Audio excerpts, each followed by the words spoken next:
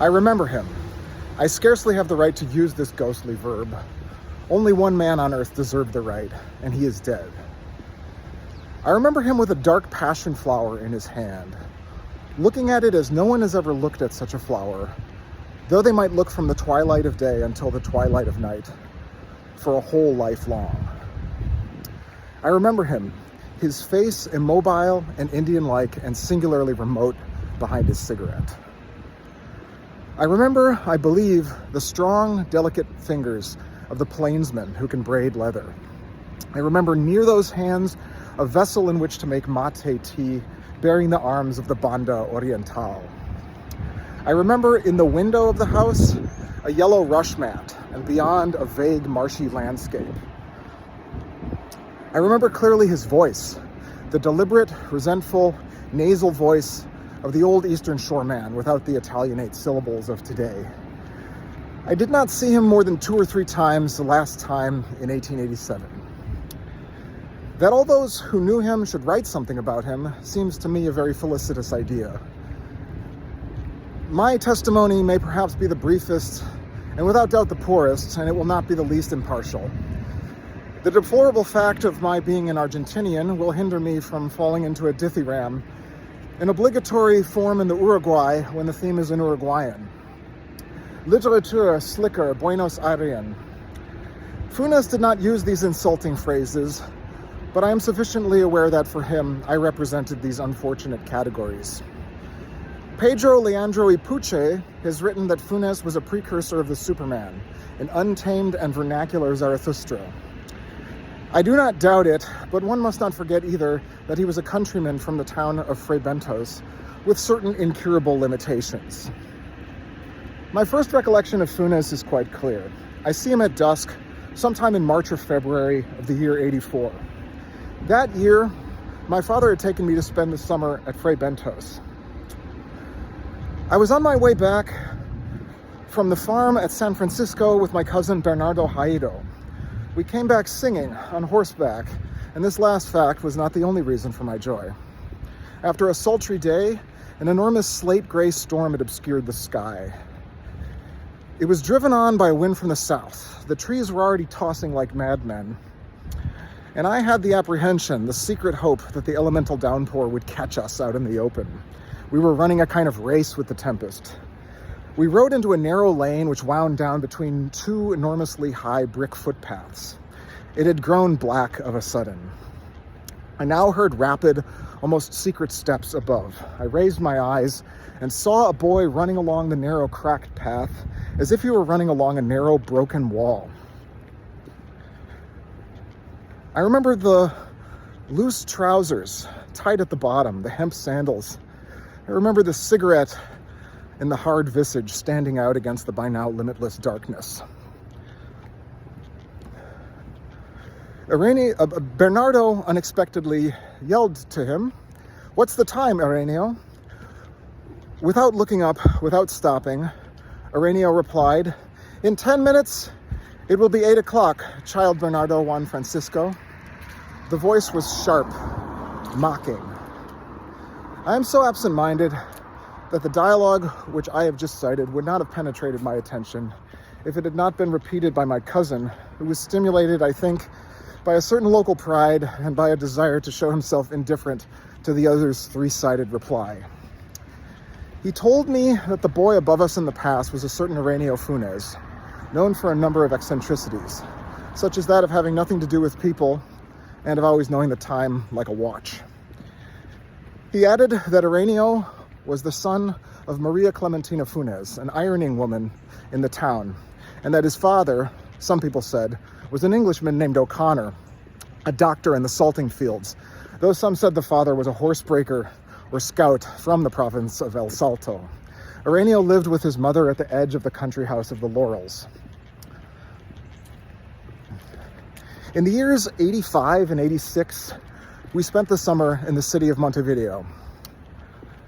We returned to Fray Bentos in 87. As was natural, I inquired after all my acquaintances, and finally, about the chronometer Funes. I was told that he had been thrown by a wild horse at the San Francisco ranch, and that he had been hopelessly crippled. I remember the impression of uneasy magic which the news provoked in me. The only time I had seen him, we were on horseback coming from San Francisco, and he was in a high place. From the lips of my cousin Bernardo, the affair sounded like a dream elaborated with elements out of the past. They told me that he did not move now from his cot, but remained with his eyes fixed on the backyard fig tree or on a cobweb. At sunset, he allowed himself to be brought to the window. He carried pride to the extreme of pretending that the blow which had befallen him was a good thing. Twice I saw him behind the iron grate which sternly delineated his internal imprisonment. Unmoving once, his eyes closed. Unmoving also, another time, absorbed in the contemplation of a sweet-smelling sprig of lavender cotton. At the time, I had begun, not without some ostentation, the methodical study of Latin. My valise contained the De Viris Illustribus of Le Monde, the Thesaurus of Quixera, Caesar's commentaries, and an odd-numbered volume of the Historia Naturalis of Pliny, which exceeded and still exceeds my modest talents as a Latinist. Everything is noised around in a small town. Aurelio, at his small farm on the outskirts, was not long in learning of the arrival of these anomalous books. He sent me a flowery, ceremonious letter in which he recalled our encounter, unfortunately brief, on the 7th day of February of the year 84, and alluded to the glorious services which Don Gregorio Haedo, my uncle, dead the same year, had rendered to the two fatherlands in the glorious campaign of Ituzaingó. And he solicited the loan of any one of the volumes to be accompanied by a dictionary for the better intelligence of the original text, for I do not know Latin as yet. He promised to return them in good condition almost immediately. The letter was perfect, very nicely constructed. The orthography was of the type sponsored by Andreas Bello, I for Y, J for G. At first, I naturally suspected a jest. My cousins assured me it was not so, that these were the ways of Aurelio.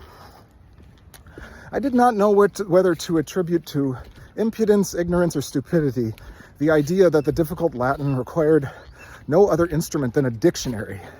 In order fully to undeceive him, I sent the Gradus ad Parnassum of Quixera and the Pliny. On February 14, I received a telegram from Buenos Aires telling me to return immediately, for my father was in no way well. God forgive me, but the prestige of being the recipient of an urgent telegram, the desire to point out to all of Fray Bentos the contradiction between the negative form of the news and the positive adverb, the temptation to dramatize my sorrow as I feigned a virile stoicism, all no doubt distracted me from the possibility of anguish. As I packed my valise, I noted that I was missing the Gradus and the volume of the Historia Naturalis. The Saturn was to weigh anchor on the morning of the next day. That night, after supper, I made my way to the house of Funes. Outside, I was surprised to find the night no less oppressive than the day. Aurelio's mother greeted me at the modest ranch. She told me that Aurelio was in the back room and that I should not be disturbed to find him in the dark, for he knew how to pass the dead hours without lighting the candle. I crossed the cobblestone patio, the small corridor. I came to the second patio. A great vine covered everything so that the darkness seemed complete. Of a sudden, I heard the high-pitched, mocking voice of Aurelio. The voice spoke in Latin. The voice, which came out of the obscurity, was reading with obvious delight a treatise or prayer or incantation. The Roman syllables resounded in the earthen patio. My suspicion made them seem undecipherable, interminable. Later, In the enormous dialogue of that evening, I learned that they made up the first paragraph of the 24th chapter of the 7th book of the Historia Naturalis. The subject of this chapter is memory. The last words are, ut nil non istem verbis rederetur auditum. Without the least change in his voice, Ireneo bade me come in. He was lying on the cot, smoking. It seems that I did not see his face. It seems to me that I did not see his face before dawn. I seem to remember the momentary glow of a cigarette. The room smelled vaguely of dampness. I sat down and repeated the story of the telegram and my father's illness. I come now to the most difficult point in my narrative. For the entire story has no other point, the reader might as well know it by now, than that dialogue of almost a half century ago. I shall not attempt to reproduce his words, now irrecoverable. I prefer truthfully to make a resume out of the many things Ireneo told me. The indirect style is remote and weak. I know that I sacrificed the effectiveness of my narrative, but let my readers imagine the nebulous sentences which clouded that night. Ireneo began by enumerating, in Latin and Spanish, the cases of prodigious memory cited in the Historia Naturalis. Cyrus, king of the Persians, who could call every soldier in his armies by name. Mithridates Eupator, who administered justice in the 22 languages of his empire. Simonides, inventor of mnemotechny. Metrodorus, who practiced the art of repeating faithfully what he heard once. With evident good faith, Funes marveled that such things should be considered marvelous. He told me that previous to the rainy afternoon when the blue-tinted horse threw him, he had been, like any Christian, blind, deaf-mute, somnambulistic, memoryless. I tried to remind him of his precise perception of time. His memory for proper names, he paid no attention to me. For 19 years, he said, he had lived like a person in a dream. He looked without seeing, heard without hearing, forgot everything, almost everything. On falling from the horse, he lost consciousness. When he recovered it, the present was almost intolerable. It was so rich and bright. The same was true of the most ancient and most trivial memories.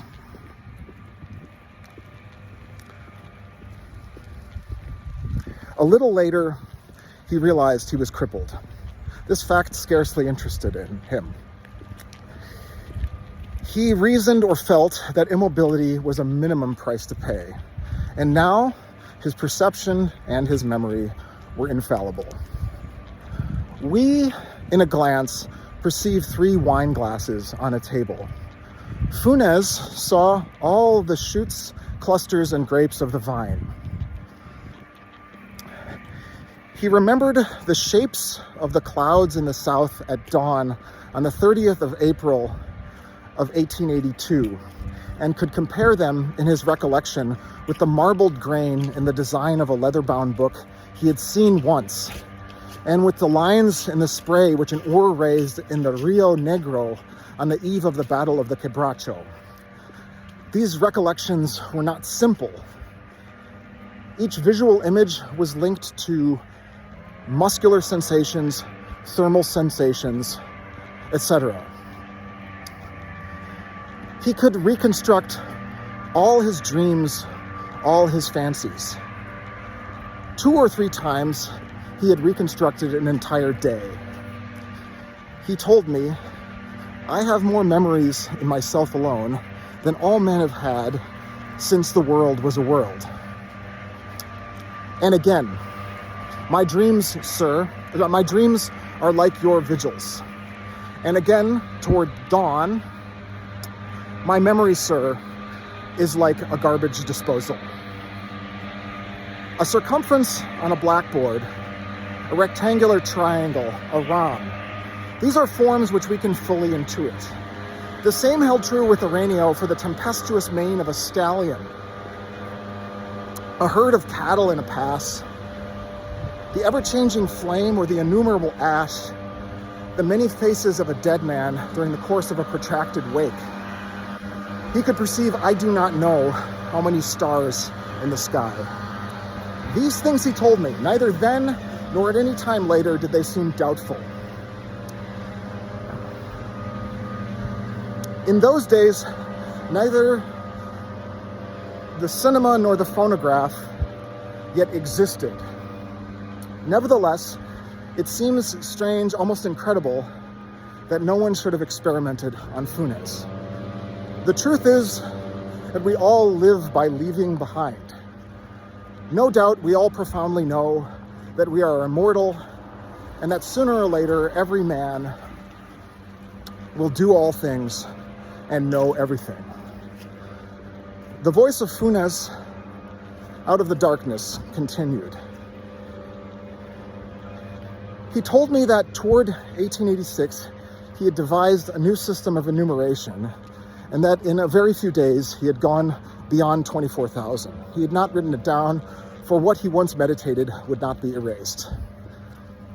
The first stimulus to his work, I believe, had been his discontent with the fact that 33 Uruguayans required 2 symbols and 3 words rather than a single word and a single symbol. He later applied his extravagant principle to the other numbers. In place of 7,013, he would say, for example, Maximo Perez. In place of 7,014, the train. Other numbers were Luis Melian Lafinur, Olimar, Brimstone, Clubs, the Whale, Gas, the Cauldron, Napoleon, Augustin de Vedia. In lieu of 500, he would say 9. Each word had a particular sign, a species of mark. The last were very complicated.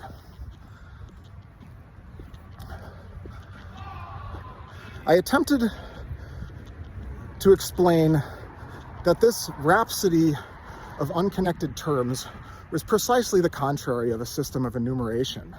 I said that to say 365 was to say 3 hundreds, 6 tens, 5 units, an analysis which does not exist in such numbers as the Negro Timoteo or the flesh blanket. Funes did not understand me or did not wish to understand me. Locke, in the 17th century, postulated and rejected an impossible idiom in which each individual object, each stone, each bird and branch had an individual name. Funes had once projected an analogous idiom, but he had renounced it as being too general, too ambiguous. In effect, Funes not only remembered every leaf on every tree of every wood, but even every one of the times he had perceived or imagined it. He determined to reduce all of his experience to some 70,000 recollections, which he would later define numerically. 2 considerations dissuaded him. The thought that the task was interminable and the thought that it was useless. He knew that at the hour of his death, he would scarcely have finished classifying even all the memories of his childhood. The 2 projects I have indicated, an infinite vocabulary for the natural series of numbers and a usable mental catalog of all the images of memory, are lacking in sense, but they reveal a certain stammering greatness. They allow us to make out dimly or to infer the dizzying world of Funes. He was, let us not forget, almost incapable of general Platonic ideas. It was not only difficult for him to understand, that the generic term dog embraced so many unlike specimens of differing sizes and different forms. He was disturbed by the fact that a dog at 314, seen in profile, had the same name as the dog at 315, seen from the front. The same was true. His own face in the mirror, his own hands, surprised him on every occasion. Swift writes that the Emperor of Lilliput could discern the movement of the minute hand. Funes could continually make out the tranquil advances of corruption, of caries, of fatigue. He noted the progress of death, of moisture. He was the solitary and lucid spectator of a multiform world which was instantaneously and almost intolerably exact. Babylon, London, and New York have overawed the imagination of men with their ferocious splendor. No one in those populous towers or upon those surging avenues felt the heat and pressure of a reality as indefatigable as that which day and night converged on the unfortunate Ireneo in his humble South American farmhouse. It was very difficult for him to sleep. To sleep is to be abstracted from the world. Funes, lying on his back in his cot in the shadows, imagined every crevice and every molding of the various houses which surrounded him.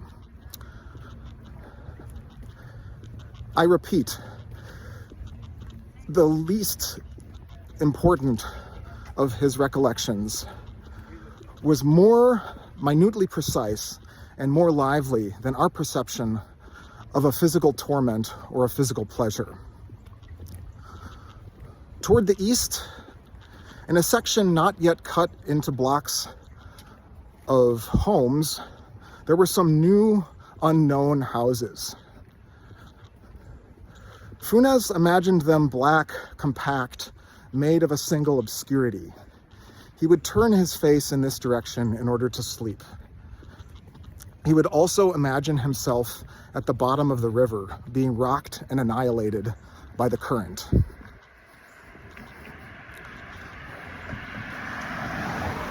Without effort, he had learned English, French, Portuguese, Latin.